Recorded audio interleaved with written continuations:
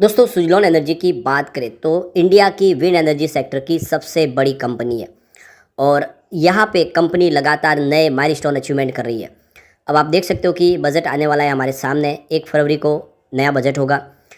वैसे पिछले बजट में देख सकते हो कि बहुत सारा खर्च सरकार ने बढ़ा दिया था। एलोकेशन काफ़ी ज़बरदस्त था। क्या इस बार भी रिन्यूएबल सेक्टर को बजट में बढ़ा के फ़ायदा दिया जाएगा? क्योंकि सरकार का सपना है कि आने वाले समय में जितनी भी ऊर्जा की ज़रूरत है उसको पूरा करने में ग्रीन एनर्जी का सहयोग सबसे ज़्यादा हो। ऐसे में विंड एनर्जी के ये जो सबसे बड़ी लीडर कंपनी है उसका क्या रोल होगा उसको समझेंगे और इस समय क्या सिचुएशन है, क्या पोजीशन है सुजलॉन की, वो भी जानने की कोशिश करेंगे। अब बजट के साथ साथ रिजल्ट भी आएगा, क्या है आगे की संभावना उसको जानेंगे इस वीडियो के माध्यम से।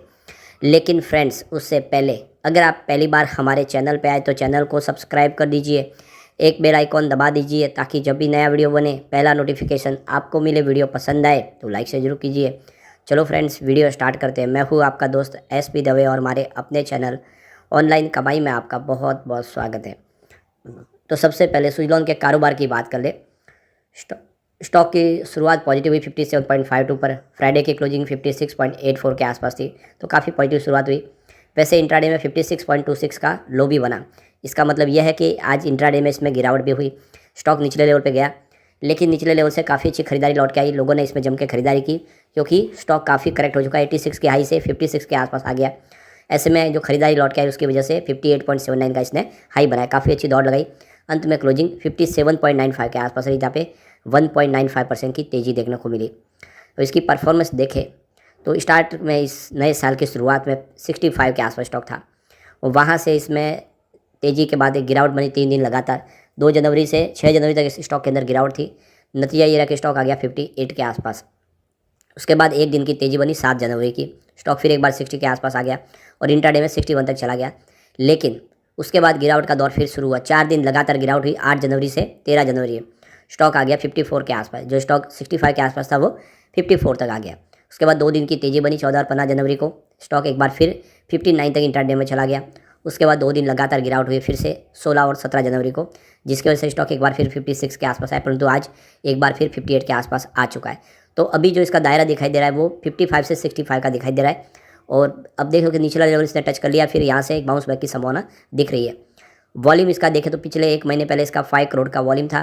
3 करोड़ की डिलीवरी उठाई गई। 1 महीने पहले इसका 6 करोड़ का वॉल्यूम हुआ, सामने 3 करोड़ की डिलीवरी उठाई गई। फ्राइडे को 5 करोड़ का वॉल्यूम था, 3 करोड़ की डिलीवरी उठाई गई और आज भी 5 करोड़ का वॉल्यूम हुआ। यानी वॉल्यूम में एक तरह से स्टेबिलिटी आ चुकी है, ज़्यादा इसमें अप डाउन देखने को नहीं मिल रहा है, जिससे एक बात समझ में आ रही है कि स्टॉक अब एक सेटल होता हुआ दिखाई दे रहा है और आने वाले समय कुछ संभावना पॉजिटिव बनेगी।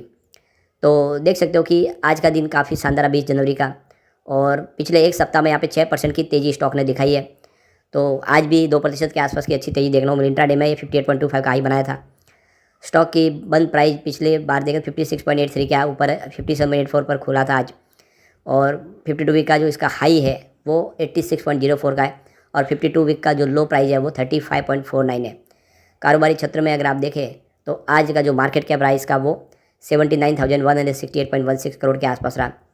तो देख सकते हो कि काफ़ी बेहतर किया इसने प्रदर्शन और निचले लेवल से अब एक बाउंस बैक की संभावना बन रही है क्योंकि करेक्शन भी बहुत ज़्यादा हो चुका है। पिछले 3 महीनों में स्टॉक के अंदर 20% की गिरावट हो चुकी है, जबकि 6 महीनों में देखें तो 6% की फिलहाल अभी इस समय तेज़ी देखने को मिली 6 महीने के हिसाब से। पिछले 1 साल के हिसाब से कंपनी के शेयरों में 38% का पॉजिटिव रिटर्न देखने को मिल रहा है। वही निवेशकों को पिछले 2 साल, 3 साल और 5 साल के हिसाब से देखें तो 478%, 415% और जो निवेशक 5 साल से इसमें निवेश करके रखे हुए उनको 2466% का मल्टी बैग रिटर्न मिला है, क्योंकि कोविड काल में आपको पता होगा स्टॉक 2 रुपये से भी नीचे था। इसके सिंपल मूविंग एवरेजेस को देखें तो 5 डेज के हिसाब से 56.51 का सिंपल मूविंग एवरेज है। 10 डेज के हिसाब से 57.58 सिंपल मूविंग एवरेज है। 20 डेज के हिसाब से 60.51 का सिंपल मूविंग एवरेज है। 50 डेज के हिसाब से 62.99 का सिंपल मूविंग एवरेज है और 100 डेज के हिसाब से 69.25 का सिंपल मूविंग एवरेज है और 300 डेज के हिसाब से 61.12 का सिंपल मूविंग एवरेज है। तो फिलहाल आप देख सकते हो कि स्टॉक अपने निचले लेवल की तरफ भी दिखाई दे रहा है। अब पिछला अगर बजट देखें यूनियन बजट 2024-25 का, तो जो बजट में ग्रीन एनर्जी सेक्टर को जो निवेश दिया गया था सरकार की तरफ से, जो ऐलान किया गया था 191 बिलियन रुपीज़ का था, यानी करीब 19,100 करोड़ के आसपास। ये बजट अगर देखें तो 80% ज़्यादा है फाइनेंशियल 2023-24 के मुकाबले। पिछली बार जो बजट में ऐलान हुए थे उसमें सोलर एनर्जी के लिए देखें तो बजट में एलोकेशन किया गया था 163.94 बिलियन रुपीज़ का, जिसमें सोलर एनर्जी और 62.50 बिलियन रुपीज़ PM सूर्य घर मुफ्त बिजली योजना के लिए सरकार ने एलोकेशन किया था। बैटरी एनर्जी स्टोरेज के लिए देखें तो सरकार ने 960 मिलियन रुपीज़ का यहाँ पे visibility gap funding scheme launch की थी और इसका मकसद था बैटरी एनर्जी स्टोरेज सिस्टम लागू करना। इसके अलावा सरकार ने 14,007 करोड़ रुपीज़ की PLI स्कीम लॉन्च की थी, जिसमें आप देख सकते सोलर PV मॉडल के लिए। अब सरकार चाहती है कि हर सोलर या विंड प्रोजेक्ट हो उसके साथ में एनर्जी स्टोरेज भी साथ में ही हो। इसके लिए कुछ बड़ा ऐलान इस बार बजट के अंदर हो सकता है कि सरकार इसको कंपलसरी करे कि कम से कम 10 से लेकर 15-20% की आपको एनर्जी स्टोर करने की क्षमता बनानी होगी। तो जो भी अब नए प्रोजेक्ट शुरू होंगे, चाहे वो सोलर के हो या विंड हो, उसके साथ में एनर्जी स्टोरेज भी कंपलसरी करना होगा। इससे फ़ायदा भी उन कंपनियों को होगा, क्योंकि आप देख सकते हो कि जो एनर्जी स्टोर नहीं हो पाती वो वेस्ट हो जाती है, क्योंकि कई बार डिस्कॉम के साथ उनके एग्रीमेंट सही नहीं हो पाते या फिर ग्रिड कनेक्टिविटी मजबूत नहीं होती, जिसका प्रॉब्लम हो जाता है। तो एनर्जी स्टोरेज होगा तो उस बिजली को स्टोर करके कभी भी कहीं पर भी भेजा जा सकता है।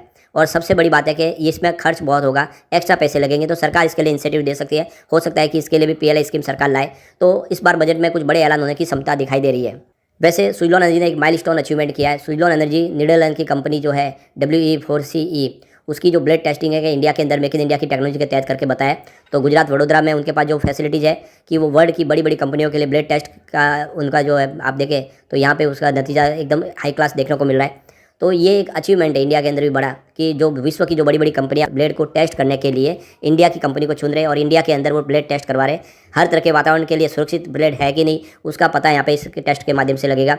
तो ये भी एक बड़ा अचीवमेंट है। और सुज़लोन एनर्जी की बात करें तो इसका जो पोर्टफोलियो भी देखिए इस समय 20.9 गीगावाट का टोटल विंड एनर्जी का पोर्टफोलियो, 17 कंट्रीज में कंपनी काम कर रही है। तो पुणे बेस ये कंपनी है, इसका हेडक्वार्टर पूना में है और विश्व के अलग अलग देशों में कंपनी का कामकाज फैला हुआ है, जिसमें आप देखें तो नीदरलैंड, डेनमार्क, इंडिया और हर जगह पे कंपनी का कामकाज काफ़ी तेज़ी से बढ़ रहा है। और 29 साल का अनुभव है इनके पास, करीब 7,700 एम्प्लॉयज़ कंपनी में काम कर रहे हैं और इंडिया की नंबर 1 रिन्यूएबल सेक्टर की कंपनी है जो विंड एनर्जी सेक्टर में सक्रिय है। और 15 गीगावाट का एसेट और इस समय एडिशनल अगर देखें तो 6 गीगावाट का आउटसाइड इंडिया के पोर्टफोलियो मैनेज करती है कंपनी। सर्विस मेंटेनेंस का काम करती है कंपनी, काफ़ी अनुभव है इनके पास। और अब बजट भी आने वाला है, तो बजट में कुछ बड़े ऐलान हो गए तो इसका फ़ायदा सुज़लोन को हो सकता है। साथ में आएगा रिजल्ट तो वैसे भी पिछले काफ़ी बेहतर है, कंपनी पूरी तरह से डेट फ्री हो चुकी है। इस बार अगर रिजल्ट बेहतर होगा तो एक बड़ा फ्रेश इसको ट्रिगर मिलेगा, जिसकी वजह से आने वाले समय सुज़लोन बेहतर करता हुआ दिखाई दे सकता है। ऐसे में एक अच्छा मौका है, स्टॉक काफ़ी ज़्यादा करेक्ट हो चुका है, यानी यहाँ से एक संभावना पॉजिटिव बन सकती है। लेकिन फ्रेंड्स, कोई भी इन्वेस्टमेंट करने से पहले अपने फाइनेंशियल एडवाइजर से एडवाइस ले लें या अपना खुद का रिसर्च करें।